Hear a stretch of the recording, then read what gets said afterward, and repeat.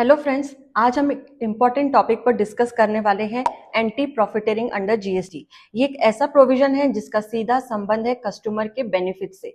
सबसे पहले बात करते हैं प्रॉफिटेरिंग की। सोचो गवर्नमेंट ने किसी प्रोडक्ट पर टैक्स रेट कम कर दिया, मान लीजिए 18% से 5% कर दिया।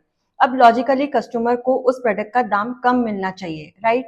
लेकिन अगर बिजनेसमैन या सप्लायर वही पुराना दाम चार्ज करता है और कस्टमर को टैक्स कट का बेनिफिट नहीं देता, तो उसे प्रॉफिटेरिंग कहा जाता है। यानी जो बेनिफिट कस्टमर्स तक पहुंचना चाहिए था वो बिजनेसमैन ने अपने पास ही रख लिया।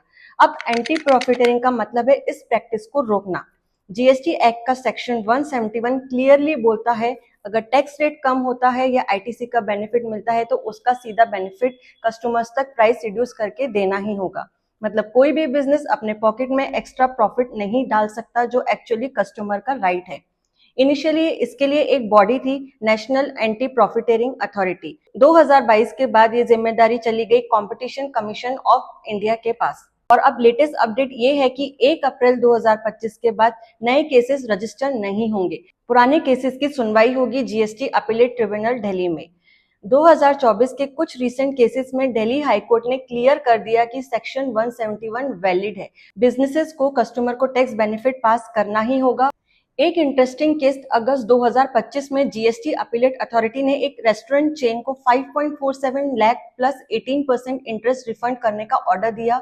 रीजन सिंपल था, 2017 में टैक्स 18% से 5% हो गया, लेकिन उस रेस्टोरेंट ने अपने दाम कम नहीं किए। सोचो एक छोटा सा डिसीजन भी कस्टमर के लिए कितना बड़ा रिलीफ ला सकता है। दोस्तों, एंटी प्रॉफिटेरिंग प्रोविजंस का डायरेक्ट इम्पैक्ट है कस्टमर्स वेलफेयर पे। इसकी वजह से बिजनेसेस को ट्रांसपेरेंट प्राइसेस रखनी पड़ती है, प्रॉपर रिकॉर्ड्स मेंटेन करने पड़ते हैं और रेगुलर जीएसटी ऑडिट्स भी करने पड़ते हैं। ये इंश्योर करता है कि कस्टमर को टैक्स कट का असली फायदा मिले। तो दोस्तों, ये था एंटी प्रॉफिटेरिंग अंडर जीएसटी का डिटेल्ड ब्रेकडाउन।